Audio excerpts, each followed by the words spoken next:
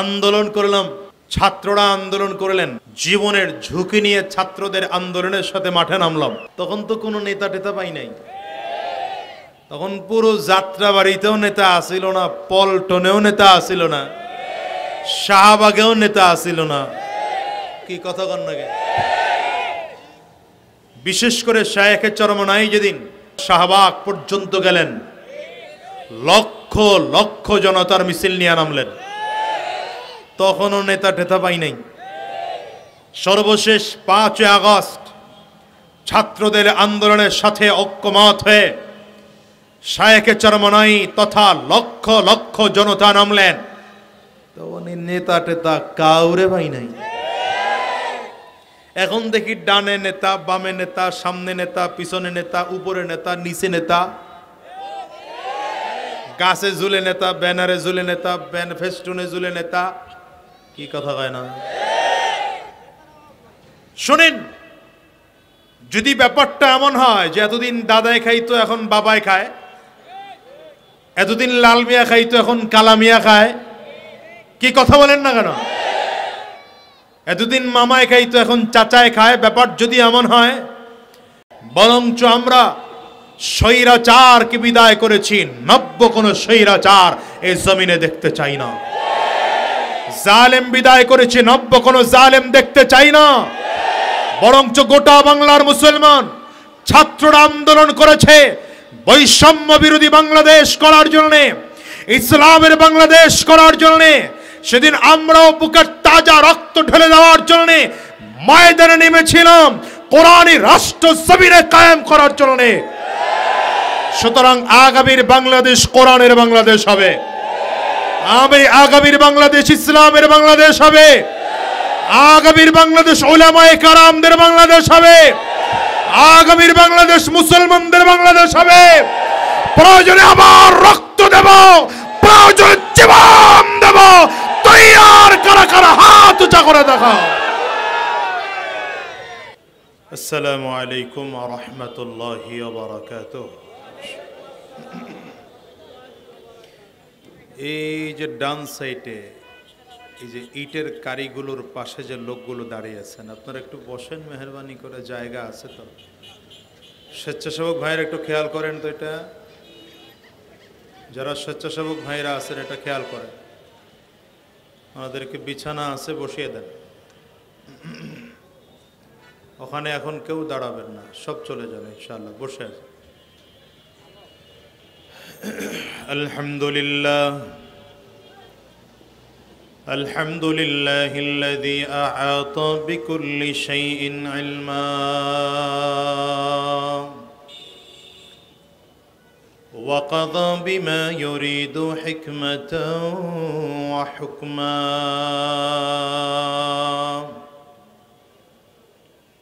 وأنعم بالنعم ابتلاء وامتحانا ونشهد أن لا إله إلا الله وحده لا شريك له ونشهد أن محمدا عبده ورسوله اللهم صل على محمد وعلى آله وصحبه وسلم تسليما كثيرا كثيرا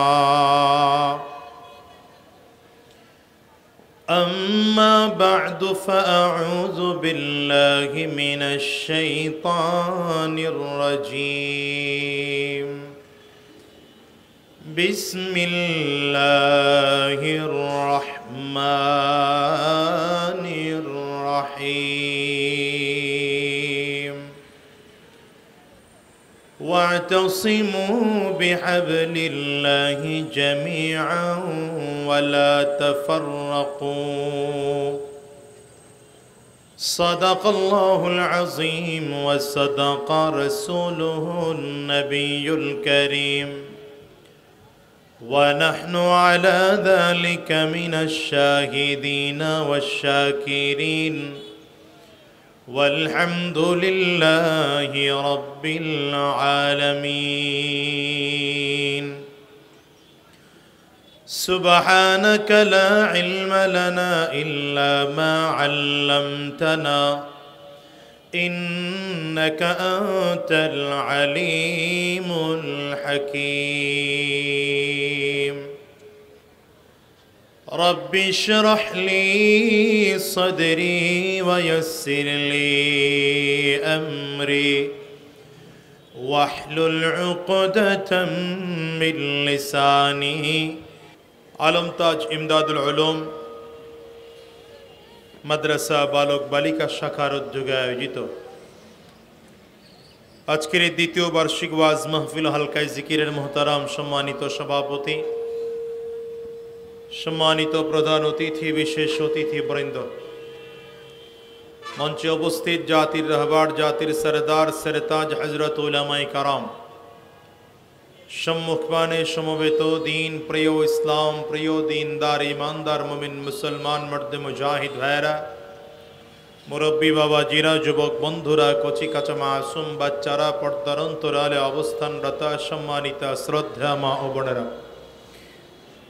আল্লাহ পাকের শুকর যে আল্লাহ তাআলা আপনাকে আমাকে অত্যন্ত দয়া করে, মায়া করে, মহাব্বত করে ভালোবেসে আজকের এই কোরআনী মজলিসে, জান্নাতি বাগানে, ঈমানদারদের মজলিস, আল্লাহ ওয়ালাদের মজলিসে যে রব্বে করিম মওলাই করিম আপনাকে আমাকে বসার তৌফিক দান করেছেন, সে মহান রব্বুল ইজ্জত ওয়াল জালালের দরবারে শুকর আদায় করি। আমরা সকলেই জবান খুলে আওয়াজ দিয়ে জোরে সোরে বলি আলহামদুলিল্লাহ। আমি যে আয়াতে কারিমা তিলাওয়াত করেছি, আল্লাহ রাব্বুল আলামিন বলেন, ওয়া'তাসিমু বিহাবলিল্লাহি জামিআন ওয়া লা তাফাররাকু।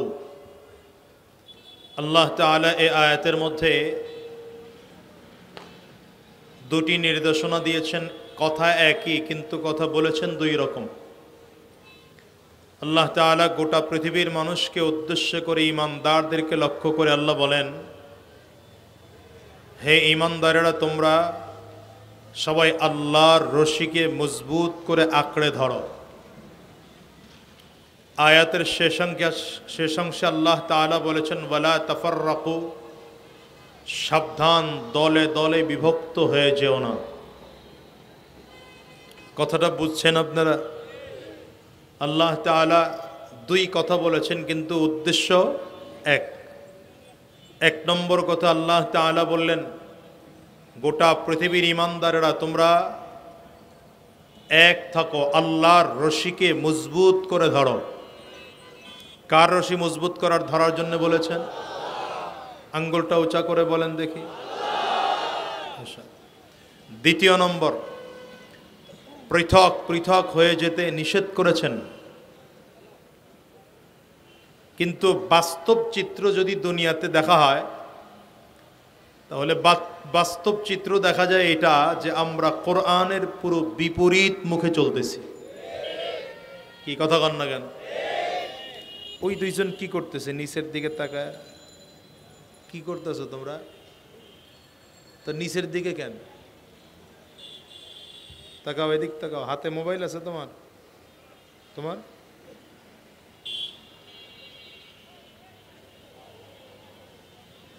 গোটা পৃথিবীর ঈমানদারদেরকে আল্লাহ তাআলা, মুসলমানদেরকে আল্লাহ তাআলা এক হওয়ার জন্য বললেন, পৃথক হতে আল্লাহ নিষেধ করলেন। কিন্তু বাস্তব চিত্র দেখলে আমরা দেখি পুরোটা উল্টো।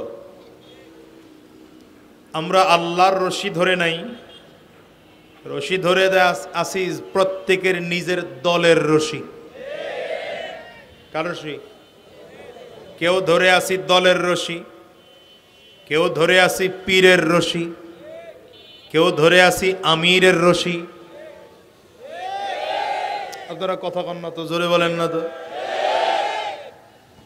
কারণ যে যেই দল করে, দুনিয়া গোল্লায় যাক, তার কাছে ওই দলটাই ভালো।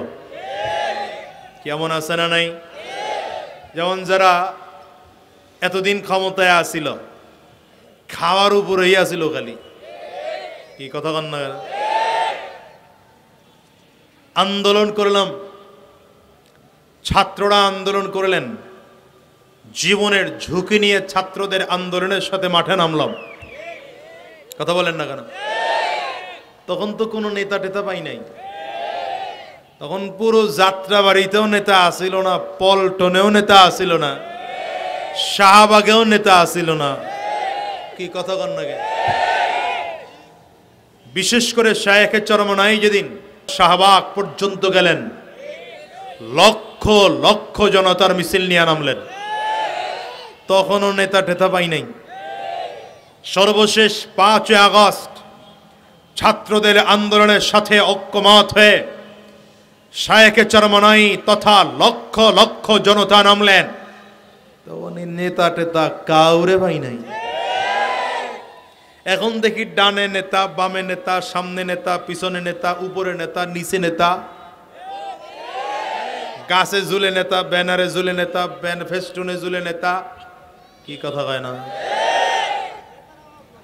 শোনেন, যদি ব্যাপারটা এমন হয় যে এতদিন দাদাই খাইতো এখন বাবাই খায়, এতদিন লাল মিয়া খাইতো এখন কালা মিয়া খায়, কি কথা বলেন না কেন?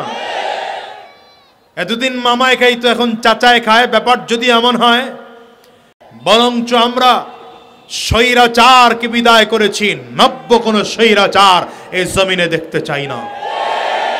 জালেম বিদায় করেছি, নব্য কোন জালেম দেখতে চাই না। বরঞ্চ গোটা বাংলার মুসলমান ছাত্ররা আন্দোলন করেছে বৈষম্য বিরোধী বাংলাদেশ করার জন্য, ইসলামের বাংলাদেশ করার জন্য। সেদিন আমরাও বুকের তাজা রক্ত ঢেলে দেওয়ার জন্য ময়দানে নেমেছিলাম, কোরআনী রাষ্ট্র জমিনে কায়েম করার জন্য। সুতরাং আগামীর বাংলাদেশ কোরআনের বাংলাদেশ হবে, আগামীর বাংলাদেশ ইসলামের বাংলাদেশ হবে, আগামীর বাংলাদেশ উলামায়ে কেরামদের বাংলাদেশ হবে, আগামীর বাংলাদেশ মুসলমানদের বাংলাদেশ হবে। প্রয়োজনে আবার রক্ত দেব, প্রয়োজনে জীবন দেব। তৈয়ার কারা কারা হাত উঁচা করে দেখাও।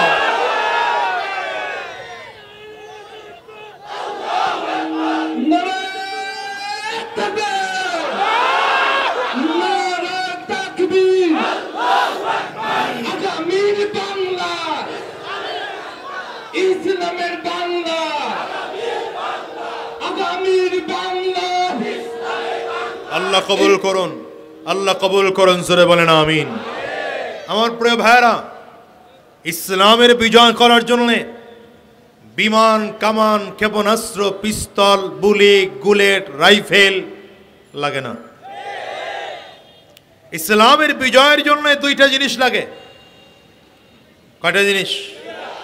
এক হলো ঈমানের পাওয়ার দিয়ে ময়দানে তাকবীরের ধ্বনি, আরেক হচ্ছে রাতের অন্ধকারে চোখের পানি। কয়টা? জোরে বলেন, আরো জোরে বলেন। 1 নম্বর ঈমানের পাওয়ার দিয়ে ময়দানে তাকবীরের ধ্বনি, 1 নম্বর ঈমানি পাওয়ার দিয়ে ময়দানে তাকবীরের ধ্বনি। 2 নম্বর, রাতের বেলায় রবের কাছে চোখের পানি। ইসলাম বিজয় হতে বেশি কিছু লাগে না। কিন্তু সমস্যা হলো এই জায়গাটায় আমরা দলে দলে ভাগ হয়ে গেছি, সবাই যার যার দল নিয়ে মহা ব্যস্ত। দেশ নিয়ে চিন্তা করার সময় কারো নাই, জনগণ নিয়ে চিন্তা করার সময় কারো নাই। ইসলাম, মানবতা, মাদ্রাসা, মসজিদ নিয়ে চিন্তা ফিকির করার সময় যেন কারোই নাই। সবাই যার যার দল গুছাতে ব্যস্ত, সবাই যার যার দল গুছাতে ব্যস্ত। কই এদেশের মুসলিমদের অবস্থা আগেও যা ছিল এখনো তাই তো রয়ে গেল। কি কথা বলেন না? এদেশের কোরআনওয়ালাদের অবস্থা আগেও যা ছিল এখনো তো তাই রয়ে গেল। তাহলে এই কাজগুলো করার দায়িত্ব কাদের? বলেন না কেন? কেউ করবে না। কিন্তু আমরা যারা মাথায় টুপি দিয়েছি, মুখে দাড়ি রেখেছি, সুন্নতি পোশাক পরেছি, 5 ওয়াক্ত নামাজ পড়ি, হক্কানি আলেমদের সাথে, হক্কানি পীর মাশায়েখদের সাথে, জামাতে তাবলীগের সাথে আমাদের উঠা বসা আছে। কেউ এদেশের ইসলাম নিয়ে, কোরআন নিয়ে, মানবতা নিয়ে চিন্তা না করলো আমরা করব। ঠিক তো? বলেন বলেন বলেন। কেউ চিন্তা না করলো আমরা করব। এই জন্য মাঝে মাঝে আমি বলি যে আপনারা বলেন হুজুর, আপনারা হুজুররাই তো এক না, আমরা এক হব কেমনে? আমি বলি না, হুজুরদের দল এখন যা আছে আরো বাড়লেও অসুবিধা নাই।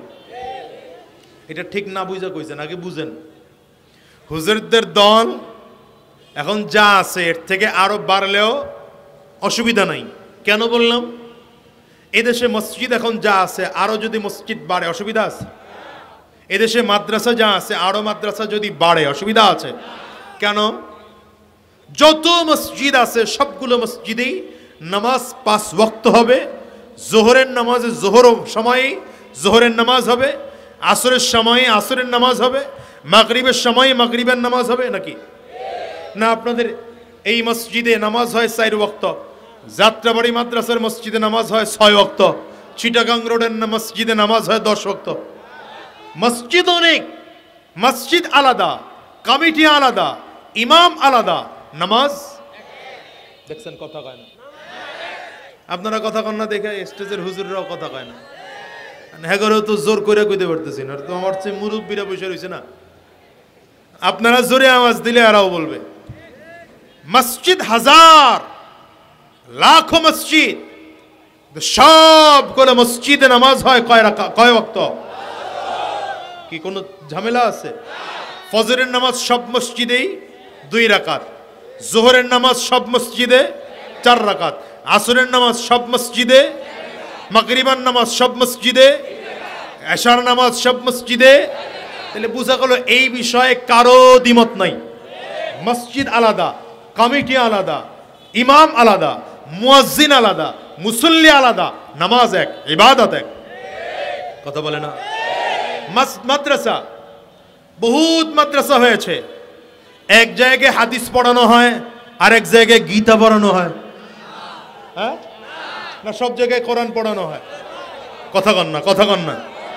এক জায়গায় কোরআন বাইল মতো পড়ানো হয়, আর এক জায়গায় উল্টো পড়ানো হয়। তাইলে সব জায়গায় কোরআন বাইল মতোই পড়ানো হয়। কথা বলেন না, ঠিক কিনা? আমি বলি আলেমদের দল আরো হোক, এখন যা আছে শত শত আলেমদের দল হোক, 100 দল হোক, 1000 হোক হুজুরদের দল। কেন?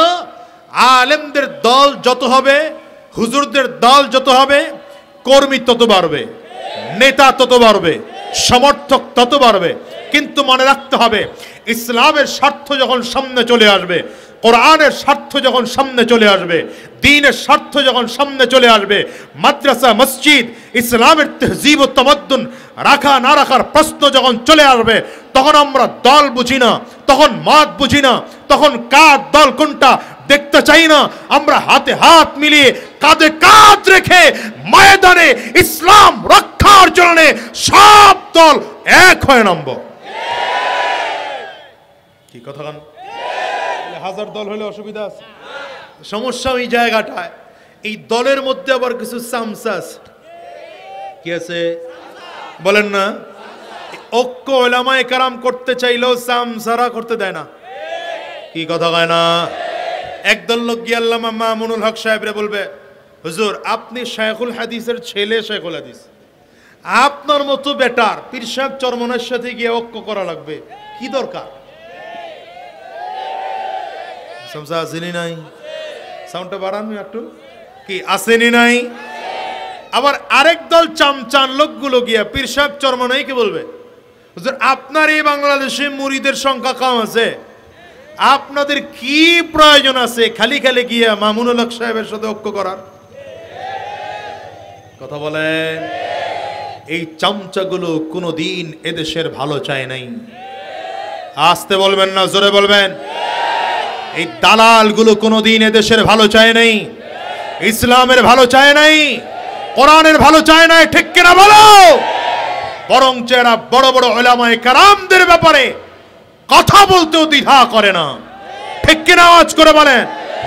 এই জন্য আমরা বাংলাদেশ এটা দেখতে চাই না এক আলেমের আরেক আলেমের বিরুদ্ধে কথা বলবে। আমরা দেখতে চাই একজন আলেম আরেকজন আলেমকে মুহাব্বত করে কথা বলবে, একজন আলেম আরেকজনকে ভালোবেসে কথা বলবে, একজন আলেম আরেকজনকে মুহাব্বত করে কথা বলবে, কেউ কারো বিরুদ্ধে বলবে না। চিল্লায় বলেন ঠিক কিনা?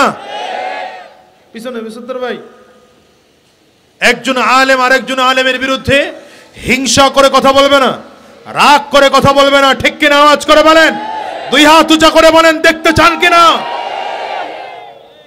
আপনাদের আর একটা দোষ আছে, এটা বলে বললাম, ওয়াজ একটু পরে করি নাকি। আপনাদের দোষ হলো যখন ইংরেজরা, কাফিররা, মুশরিকরা আপনার আমার কাছে গুনাহের আমলগুলো খুব সাজায়া গুছায়া কি কি দেখতেছেন, কেরেন নামতেছে আসমান থেকে না জিবরাইল আইছে,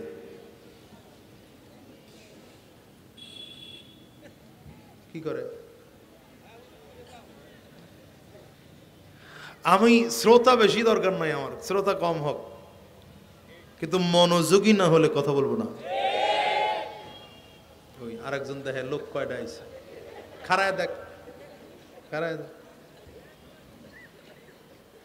আপনাদের দোষ হলো কাফির মুশরিকরা গুনাহের আমলগুলোকে মুজাইয়িন করে আপনাদের সামনে উপস্থাপন করে, সাজিয়ে গুছিয়ে উপস্থাপন করে, আর আপনারা মনে করেন আরে এটাই তো অনেক। এই যে আজকা চলতেছে না কি রাত কন্যা, হ্যাঁ 31st নাইট, হ্যাঁ কি কথা কন না কেন। ইংরেজি নববর্ষের 1 সালের শেষ দিন আর 1 সালের, এই যে আসার সময় দেখে আসলাম, আমি তো জোহরের পরে বয়ান করছি কিশোরগঞ্জে, তা আসার সময় দেখে আসলাম কত কায়দা কানুন, বিভিন্ন জায়গায় প্যান্ডেল টানানো চলতেছে, কাজ ডেকসেট নিয়ে আসতেছে, একটা দৌড়াদৌড়ি পারাপারি চলতেছে আর কি। কি হবে, 31st নাইট উদযাপন হবে। এই দেখবেন 12টা বাজতে দেরি আর এক একজনে পটকা ফাটায়া বিল্ডিং শুদ্ধা কাঁপে। কি কথা কও না কেন। আমি বিগত দিনে বলেছি, যারা এদেশে মাহফিল বন্ধ করতে চাও, যারা এদেশের কোরআনের আওয়াজকে বন্ধ করে দিতে চাও, পারলে এই 31st নাইট নামের উদযাপনটাকে বন্ধ করো। লাভ কি এগুলো কইরা? বরঞ্চ এগুলোর কারণে হার্টের রোগী সমস্যা, বাচ্চারা ঘুম থেকে লাফিয়ে ওঠে, হঠাৎ করে যখন বিকট আওয়াজ দিয়ে ওই যে এক একটা বোম ফাটে।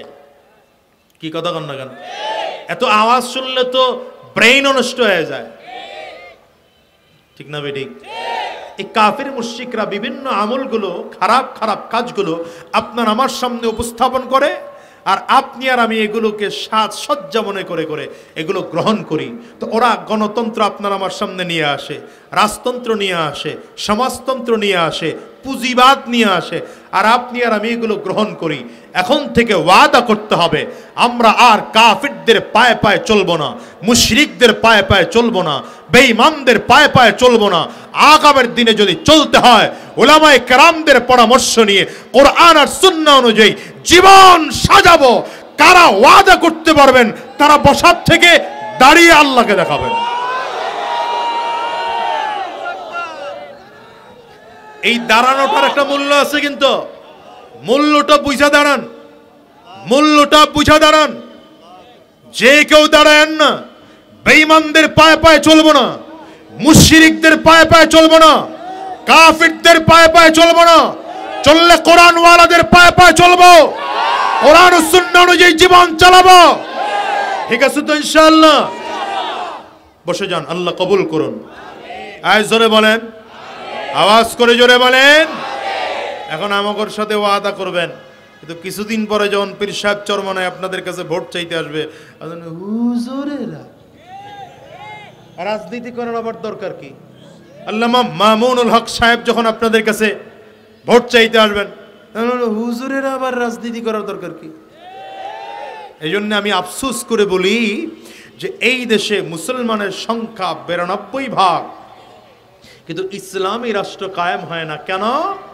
সাহাবায়ে কেরামদের ঈমানের কোয়ালিটির ঈমান আপনার আমার নাই। এই কারণে ইন্দোনেশিয়ার দিকে তাকান, ইন্দোনেশিয়া মাত্র 65%, ইন্দোনেশিয়ায় 65% মাত্র মুসলমান। সেই দেশের সরকার 100% মুসলিম বা শরিয়া ভিত্তিতে রাষ্ট্র পরিচালনা করে না। এরপরও মুসলমানদের জন্য আলাদা শরী বিধান রাষ্ট্রীয়ভাবে ব্যবস্থা আছে। আমার বাংলাদেশে মুসলমানদের জন্য রাষ্ট্রীয় বিধান মুসলমানদের জন্য আলাদা করে নেই। 92% মুসলমান হয়ে লাভ হলো কি? কথা বলেন। 92% মুসলমান হয়ে লাভ হলো কি? আরে মুসলমান তো এত লাগে না, মুসলমান লাগে 313 জন। ওই ইতিহাস দিয়ে বোঝানো হয়েছে মাত্র 33%।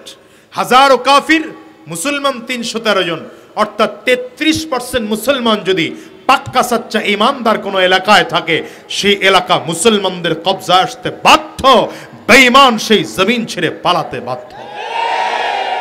কিন্তু আমরা পারি না কেন? নবীজি বলেছেন লা ইয়াবকা মিনাল কুরআনি ইল্লা ইসমুহ ওয়ালা ইয়াবকা মিনাল ইসলামি ইল্লা ইসমুহ ওয়ালা ইয়াবকা মিনাল কুরআনি ইল্লা রাসমুহ। নবীজি বলেন এমন একটা যুগ আসবে যেই যুগের মানুষ মুসলমান নামে থাকবে, কাজে থাকবে না। মুসলমান নামে থাকবে, কাজে থাকবে না। কোরআনের প্রথা থাকবে, কোরআনের বিধান দিয়ে দেশ পরিচালনা হবে না। কি কথা কন? ঠিক কিনা বলেন? এই যুগ তো মনে হচ্ছে আমাদের দেশে চলে আসছে। বদরের ইতিহাস জানেন? মুসলমানরা গিয়ে এমন জায়গায় অবস্থান করেছে যেটা যুদ্ধের জন্য অনুপযোগী জায়গা, নিচু জমিন, বালুময় জমিন, যে বালুর মধ্যে পাড়া দিলে রোদের কারণে বালু শুকিয়ে আছে, ধুলায় পা ডেবে যায়, সামনে আগানো যায় না। বেঈমানরা আগের থেকে সুবিধাজনক জায়গা অবস্থান করেছে, উঁচু জমিন, আবার শক্ত জমিন। নবীজি সাহাবায়ে কেরামদের দিকে তাকিয়ে দেখলেন সাহাবায়ে কেরাম সংখ্যায় মাত্র 313 জন, কাফিররা সংখ্যা হাজারের উপরে। নবীজি সাহাবায়ে কেরামদেরকে ডেকে বললেন তোমাদের কাছে অস্ত্র কয়টা আছে? হুজুর মাত্র 8টা তরবারি আছে। কয়টা বলেন? কয়টা? এটা কোন যুদ্ধ? যেই যুদ্ধে ইসলাম থাকবে কি থাকবে না সেই প্রশ্ন। এই যুদ্ধে হেরে গেলে গোটা জমিন থেকে ইসলাম নিঃশেষ হয়ে যাবে। সেই যুদ্ধে তরবারি মাত্র 8টা, ঘোড়া মাত্র 2টা, উট মাত্র 70টা। রাহমাতুল্লিল আলামিন সাহাবায়ে কেরামদেরকে বললেন আমার জন্য ছোট্ট একটা ঝুপড়ি ঘাট তৈরি করে দাও, আমি আল্লাহর সাথে কথা বলবো। আর একটু জোরে বলা যায় না? আওয়াজ করে আরো জোরে বলা যায় না? রাহমাতুল্লিল আলামিন সাহাবায়ে কেরাম ঘুমিয়ে পড়েছে। আমার নবী তাঁবুর মধ্যে ঢুকে নামাজ শেষ করে জায়নামাজে বসে হাত তুলেছেন। বুখারীর বর্ণনা, নবীজি কান্না করতেছেন, আল্লাহুম্মা ইন শি'তা আল্লান তু'বাদ, আল্লাহুম্মা ইন শি'তা আল্লান তু'বাদ। আয় আল্লাহ, তুমি যদি চাও গোটা জমিন থেকে তোমার ইবাদত করনে ওয়ালা মানুষগুলো বিদায় হয়ে যাবে। তুমি যদি চাও আজকের থেকে আর কেউ তোমার জমিনের মধ্যে ইবাদত করবে না। তুমি যদি চাও এই জমিনের মধ্যে আর কেউ তোমার গোলামি করবে না, তাহলে যেমন করে হোক এই কাফিরদের বিজয় দিয়ে দাও, মুসলমানদেরকে পরাজয় করিয়ে দাও। আর যদি তুমি চাও মুসলমানরা কিয়ামত পর্যন্ত তোমার কুদরতি কদমে সাজদা করবে, তুমি যদি চাও ঈমানওয়ালারা চিরজীবন জমিনের মধ্যে থাকবে, তাইলে কেমন করে করবা জানি না। আল্লাহ মুসলমানদেরকে বিজয় দিয়ে দাও, কাফিরদেরকে পরাজয় করে দাও। রাহমাতুল্লিল আলামিনের দোয়া চলতেছে। হাদিসের মধ্যে আসছে নবীজি সিনা বরাবর হাত উঠিয়ে দোয়া শুরু করেছেন, কারণ সিনা বরাবর হাত উঠিয়ে দোয়া করা সুন্নাহ। ধীরে ধীরে হাত নবীজির উঁচু হচ্ছে, দোয়া চলতেছে, ধীরে ধীরে হাত আরো উপরের দিকে উঠছে, দোয়া চলতেছে, হাত ধীরে ধীরে আরো উপরের দিকে উঠতেছে। এত উপরে উঠে গিয়েছে, হাত এত উপরে উঠে গেল যে নবীজির চাদর সরে বগল মোবারক দেখা গিয়েছে।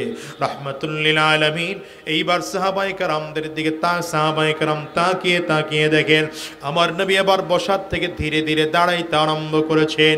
আস্তে আস্তে করে নবীজি বসার থেকে পুরোটা দাঁড়িয়ে গিয়েছেন। রহমতের নবী আমার এবার বুড়ো আঙ্গুলের মধ্যে ভর করে আরো উঁচু হয়েছেন। এমন ভাবে নবীজি দোয়া করতেছেন মনে হয় যেন রব্বে করিমের আরশে আজিমে ঝুলে ঝুলে আবার নবী দোয়া করে। সাহাবায়ে কেরাম নবীজির কান্না দেখে হয়রান পেরেশান হয়ে আছে।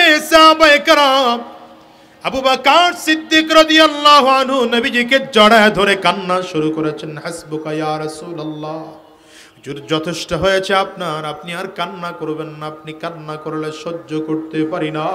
ও পয়গম্বর, আপনি যদি কান্না করেন আমরা সহ্য করতে পারি না। আপনি তাকায় দেখেন আমরা সব সাহাবীরা আছি, আপনি আর কাঁদবেন না। সাহাবায়ে কেরাম নবীর চারিদিক ঘিরাও করে দাঁড়িয়ে আছেন। পয়গম্বর, আপনি আমাদেরকে ভুল বুঝবেন না, আমরা মুসা নবীর উম্মত নয়, আমরা মুহাম্মদুর রাসূলুল্লাহর উম্মত। বেঈমানদের বিরুদ্ধে আপনার ডানে থেকে আমরা যুদ্ধ করব, বামে থেকে যুদ্ধ করব, সামনে থেকে যুদ্ধ করব, পেছনে থেকে যুদ্ধ করব, চারিদিক থেকে কাফিরদের জন্য আমরা রাস্তা ছেড়ে দেব না।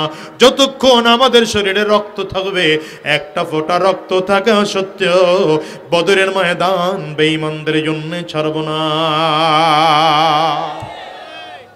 হযরত ওমর নবীজির সামনে দাঁড়িয়ে সান্ত্বনা দিচ্ছেন, পয়গম্বর, এই 313 জন সাহাবায়ে কেরামদের মধ্য থেকে যদি সব যুদ্ধের ময়দান ছেড়ে চলেও যায়, আপনি একা থাকবেন আর আমি অমর থাকব। ও পয়গম্বর, আপনি আমার সেনাপতি হয়ে শুধুমাত্র আপনি আমাকে অনুমতি দিবেন, পরিচালনা করবেন, আর আমি আপনার পেছনে পেছনে চলবো। বেঈমানদের বিরুদ্ধে একা যুদ্ধ করব, হাজার কাফিরদের বিরুদ্ধে আর কাউরে লাগবে না।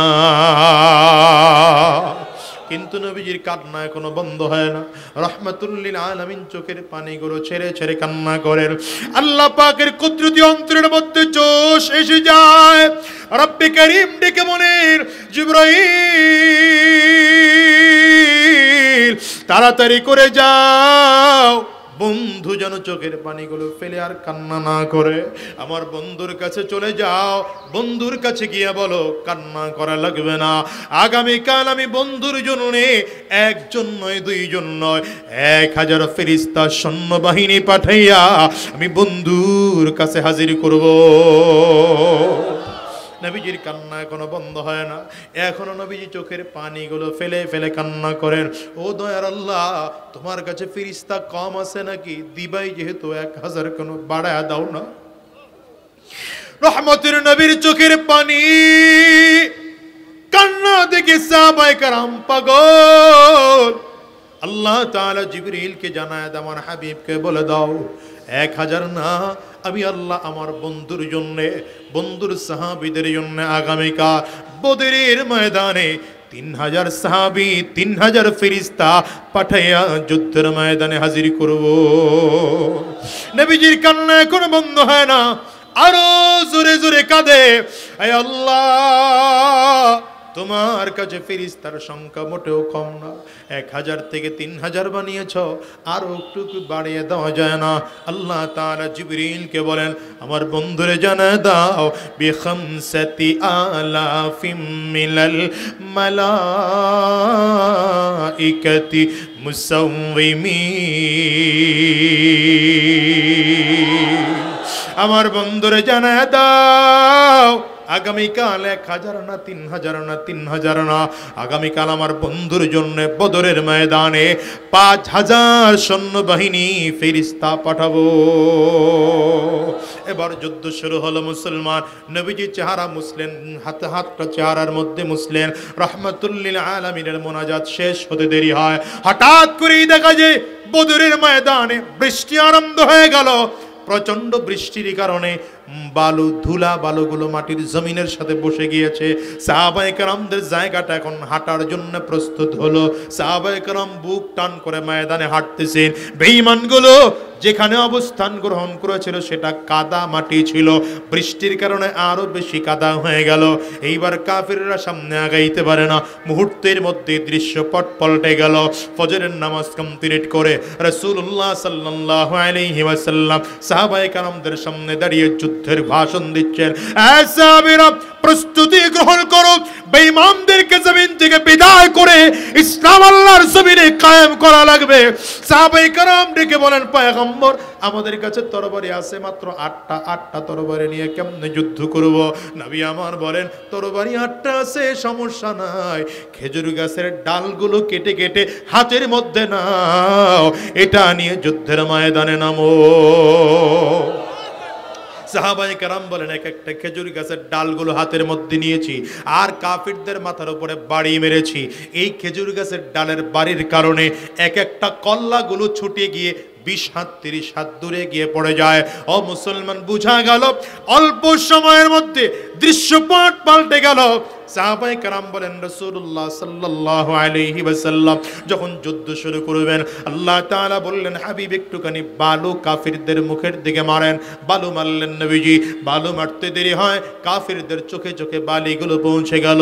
নবীজির চোখগুলো, কাফির মুশরিকরা চোখ মুছতেছে, হঠাৎ করে তাকিয়ে তাকিয়ে দেখে আবু বকর এতক্ষণ দেখেছিলাম একজন, এখন দেখা যায় 2 জন 3 জন।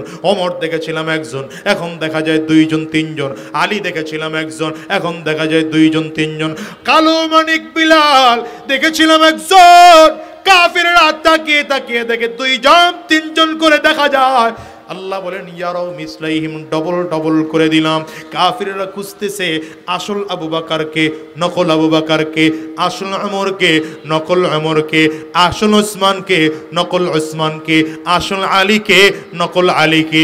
কাফির মুশরিকরা আসল আর নকলের পার্থক্য করতে করতে যুদ্ধ শেষ হয়ে গেল। মুসলমানরা শহীদ হলেন মাত্র 5 জন, কিন্তু বেঈমানগুলো, জালেমগুলো, মুশরিকগুলো জমিন ছেড়ে এমন ভাবে পালিয়েছে নিজের সামানাটুকু নিতে পারে না। এই কথা কও ঠিক কিনা বলো। আল্লাহ তাআলা ডাক দে হাবিব কেমন হইলো খেলাটা? সুবহানাল্লাহ, জোরে কও। জামা করে এখন খেলার জন্য ডাক দেয় না এক একজন। এই পদ্মার ওই পার দিয়ে আরেকজন বলছে খেলা হবে। আমরা বলি বেটা তখন তো তোর সাথে পুলিশ ছিল, আর্মি ছিল, র্যাব ছিল, ভিডিআর ছিল, কোবরা ছিল, বাঘ ছিল, সীতা ছিল, পাতিস্টিগাল ছিল, হলুমান ছিল, সব নিয়ে রাস্তার মধ্যে নেমেছ। আর আমরা গুটি কয়েক মুসলমান, 12 বছরের পোলাবান স্কুল বন্ধ করে নামছে, 15 বছরের পোলাবান নামছে, 18 বছরের পোলাবান নেমেছে, 20-22 বছরের পোলাবান রাস্তায় নেমেছে। এগর দাপটে হেলিকপ্টার দিয়ে গুলি কইরাও টিকতে পারো না। কতটুকু খেলতে পারো? বুকের তাজা কতটুকু রক্ত আছে দেখি। তোর মা তোকে কতটুকু দুধ পান করেছে? ইমানদাররা কতটুকু মায়ের দুধ পান করেছে? ময়দানে আয়, দেখা হবে তোদের সাথে। কি কথা কন না কেন? এই জন্য বলি শোনো, আলেমদেরকে মাইনাস করে যারা ক্ষমতায় থাকতে চায় ওরা থাকতে পারে না। কথা বলো না কেন? মসজিদ মাদ্রাসার বিরোধিতা করে যারা ক্ষমতায় থাকতে চায় ওরা পারে না। যারা ভবিষ্যতে ক্ষমতায় আসবেন, আসার স্বপ্ন দেখছেন, খালি ফেস্টুন টানায় টানায় নেতাগিরির কি বলে প্রকাশ করতেছেন, আপনারাও ক্ষমতায় যাওয়ার সময় সাবধান, আলেমদেরকে মাইনাস করে ক্ষমতায় যাওয়ার স্বপ্ন দেখবেন না। মাদ্রাসা, মসজিদ, ইসলাম ও কোরআনের বিরোধিতা করে ক্ষমতায় যাওয়ার স্বপ্ন দেখবেন না, তাইলে 5 আগস্টের মতো আপনাদেরকে বঙ্গোপসাগরে নিক্ষেপ করা হবে, অস্তিত্ব খুঁজে পাবেন না। বেশি করা কথা কয়ে ফেলাইলাম মনে হয়। রাগ উঠতেছে কার কার? হাত তোলেন।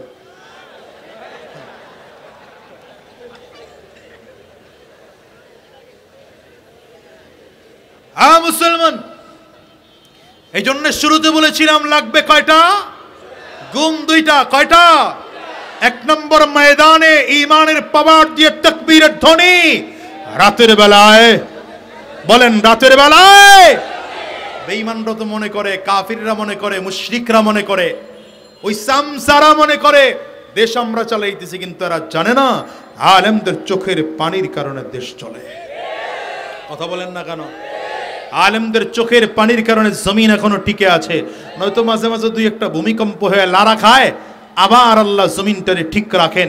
এর বড় কারণ হলো এদেশে কোরআন ওয়ালা বেশি, ঈমান ওয়ালা বেশি, ইসলাম ওয়ালা বেশি, মাদ্রাসা বেশি, মসজিদ বেশি। ঠিক কিনা বলো? রাগ করলেন মনে হয়? রাহমাতুল লিল আলামিন দিনের বেলা ময়দানে বীর বিক্রমে যুদ্ধ করতেন, রাতের বেলায় নবীজি দাঁড়িয়ে দাঁড়িয়ে চোখের পানিগুলো ফেলে ফেলে কান্না করতেন। আম্মা জানা আয়েশা সিদ্দিকা রাদিয়াল্লাহু আনহা বলেন রাহমাতুল লিল আলামিন মাঝে মাঝে নামাজের মধ্যে দাঁড়িয়ে দাঁড়িয়ে এত বেশি কান্না করতেন নবীজি দেখে আমরা হয়রান হয়ে যেতাম। পেরেশান হয়ে রাহমাতুল লিল আলামিনকে জিজ্ঞাসা করতাম, নবী আমার এত কেন চোখের পানিগুলো ফেলে ফেলে ফেলে ফেলে কান্না করেন? নবী আমার ডেকে বলেন, আয়েশা কেন কান্না করি তুমি কি জানো? আম্মা জান আয়েশা বলেন, পয়গম্বর গফরাল্লাহু লাকা মা তাকদ্দামা মিন যামবিকা ওয়া মা তাআখার, আপনার আগের গুনাহ মাফ, পরের গুনাহ তো আল্লাহ তাআলা মাফ করে দিয়েছেন। আপনার জিন্দেগিতে কোনো গুনাহ নাই, তারপরও কেন আপনি চোখের পানিগুলো ফেলে কান্না করেন? নবী আমার ডেকে বলেন, আয়েশা রে আমি কি শুকুর গুজার বান্দা হব না? একটা রাতের ঘটনা বলি মুসলমান, রাহমাতুল লিল আলামিন আম্মা জান আয়েশা সিদ্দিকার সাথে ঘুমিয়ে আছেন। আম্মা জান আয়েশা সিদ্দিকা বলেন, হঠাৎ করে মাঝরাতে আমার ঘুম ভেঙে গেল, হাত বিছানার দিকে দিয়ে দেখলাম রাহমাতুল লিল আলামিন বিছানায় নাই। আমার মনে মনে চিন্তা হলো, আমার নবী কি অন্য কোনো বিবিদের কাছে চলে গেলেন নাকি? চারিদিকে খুঁজতে আরম্ভ করলাম, খুঁজে খুঁজে খুঁজে খুঁজে গিয়ে দেখে রাহমাতুল লিল আলামিন জান্নাতুল বাকির কবরস্থানের সামনে দাঁড়িয়ে নবীজি কান্না শুরু করেছে। হাত উঁচু করে করে আল্লাহর নবী কান্না করে, আয় আল্লাহ ইন তুআযিবহুম ফাইন্নাহুম ইবাদুক, ইন তুআযিবহুম ফাইন্নাহুম ইবাদুক, ওয়া ইন তাগফির লাহুম ফাইন্নাকা আনতাল আজিজুল হাকীম। আয় আল্লাহ তুমি যদি তোমার বান্দাদেরকে তুমি আযাব দাও তাইলে দিতে পারো, বান্দারা তোমার গোলাম, এই জন্য বান্দা তোমার আযাব সহ্য করতে প্রস্তুত। কিন্তু আল্লাহ তুমি না অত্যন্ত মহাপরিক্রমশালী, তুমি না বড় দয়াবান, তুমি না অত্যন্ত মায়াবী। আল্লাহ তুমি যদি চাও বান্দাকে চাইলে ক্ষমা করে দিতে পারো, মাফ করে দিতে পারো। এর যুবক আমিও তোমাদেরকে বলে যাই, দুইটা গুণ অর্জন করার জন্য এই সুখে ফিকির লাগাও। এখন সময় আসছে ইসলামের বাতাস জমিনে বহানোর জন্য, ঠিক কিনা বলো? আমি তো আমার চোখ দিয়ে দেখতে পাই ইসলাম বাংলাদেশের আকাশে ইসলামের পতাকা উত্তোলন করার সময় এসেছে। বাংলার আকাশে বাতাসে কোরআনের আওয়াজ ভাসতেছে, ঠিক কিনা জোরে বলো? এই সময় দিনের বেলায় ময়দানে বীরের মতো করে থাকো, রাতের বেলায় চোখের পানিগুলো ফেলে ফেলে আল্লাহর কাছে কান্না করো। আয় আল্লাহ জালিম মুক্ত বাংলাদেশ চাই, স্বৈরাচার মুক্ত বাংলাদেশ চাই, বেঈমান মুক্ত বাংলাদেশ চাই, মুশরিক মুক্ত বাংলাদেশ চাই, ঈমানওয়ালা বাংলাদেশ চাই, কোরআনওয়ালা বাংলাদেশ চাই, ওলামায়ে কেরামদের বাংলাদেশ চাই। কারা কারা তৈয়ার আছো? কারা কারা তৈয়ার আছো? দুইটা হাত উঁচা করে আল্লাহকে দেখাও, আওয়াজ দিয়া চিল্লায়া জোরে ডাক দাও আল্লাহ, আরো জোরে আল্লাহ। থাকতে কোরআনের পক্ষে থাকতে তৈয়ার ইনশাআল্লাহ। আল্লাহ কবুল করুন। জবান খুলে আওয়াজ দিয়া চিল্লায়া জোরে বলেন আল্লাহুম্মা আমিন। আমার ভাইরা, লম্বা সময় নেওয়ার মতো সুযোগ আমার হাতে নেই, কারণ জোহরের পরে বয়ান করছি সেই করিমগঞ্জ থানা কিশোরগঞ্জ জেলার। বড় কষ্ট করে আসছি, খাওয়া দাওয়ার সময় পাই নেই, এখন আবার শেষ করে ২৫০০ যাইতে হবে। মাঝখানে শুধু ২ ওয়াক্ত নামাজ পড়ার টাইম পাইছি, তো লম্বা সময় না নিয়া এই যে মাশাআল্লাহ আজকের মাহফিলের প্রধান অতিথি হযরতুল আল্লামা হাফিজুর রহমান সিদ্দিক কুয়াকাটা হুজুর আপনাদের উদ্দেশ্যে রওনা দিয়েছেন। খুব অল্প সময় চলে আসবেন ইনশাআল্লাহ। আলহামদুলিল্লাহ বলেন। তবে আপনাদের কাছে আমার কথা, এই মাদ্রাসাটা কই? ইমাম সাহেব কই? ইমাম সাহেব কোথায়? মাদ্রাসাটা তৈয়ার করেছেন, মাদ্রাসাটা চলবে। এই মাহফিল হয়েছে গত বছর, পিরসা হুজুর চরমনায় ছিলেন বোধহয়, না শায়েখে চরমনায়? পিরসা হুজুর ছিলেন, আমিও উপস্থিত ছিলাম। মুফতি রেজাউল করিম আবরার, মুফতি রেজাউল করিম আবরার সাহেব ছিলেন। সুতরাং আজকের দ্বিতীয় মাহফিল, আগামীতেও মাহফিল হবে ইনশাআল্লাহ। বসেন। এই মানুষটা খুব চিকন চাকন ছোটোখাটো মানুষ, হ্যাঁ, আমি নিজের চোখে দেখছি। সে আমার সাথে ওমরায় গিয়েছিল এইবার, তো গিয়া আমি রুমে খুঁজে পাই না, তার সাথের লোকজনকে হুজুর এত কাবা গিলাপ ধরে খালি কাঁদে। কেন কাঁদে? কি করেন? কয়ে মাঝে মাঝে মাদ্রাসার জন্য কাঁদি, এ বান্দাটার জন্য দোয়া করেন, আল্লাহ যেন এই মাদ্রাসাকে কবুল করে নেন। আর আমি মুসাফির হিসাবে আপনাদের কাছে হাত বাড়াইলাম, আপনারা এই মাদ্রাসার জন্য। তাই 1 বছরের মধ্যে মাদ্রাসার এক ছাত্রী সে হিফজ শেষ করেছে আলহামদুলিল্লাহ। ওই দেখি ছাত্রীর বাবা নাকে আপনি, আপনার মেয়ে, মাশাআল্লাহ। নাম কি আপনার? দাঁড়ান একটু দেখো। আব্দুল মুত্তালিব, দেখছেন নবীর দাদার নামের নাম। মেয়ের নাম কি? তানহা। আল্লাহ কবুল করুন, আমিন বলেন। তো এই মাদ্রাসাটা থাকুক, আপনারা চান কি চান না? চান, সবাই চান। আমি লম্বা সময় নেব না। 1,000 টাকা করে মাদ্রাসা মাহফিল এগুলোর জন্য আমার হাতে দিতে নগদ কারা কারা তৈয়ার আছেন? একটু দেখি 1,000 করে দেওয়ার মতো। একটু মাঝখান দিয়ে রাস্তা করে দেবেন, কারা কারা দিতে পারে দেখি আমার কাছে একটু চলে আসেন। আমি জানি এখনকার সব মাহফিলগুলোতেই খালি কালেকশন হয়, এজন্য আপনারাও বিরক্ত। তারপরে আসেন, নিয়ে চলে আসেন, নিয়ে চলে আসেন। একটা রুমাল বিছান, এখানে একটা রুমাল বিছায় দেন। 1,000 করে দেওয়ার মতো কারা কারা আছেন? নগদ, নগদ দেওয়ার মতো। মাশাআল্লাহ। হালকা আরদের হালকার সভাপতি নাম কি? আনোয়ার হোসেন ভাই 5,000 টাকা নগদ দিয়েছেন।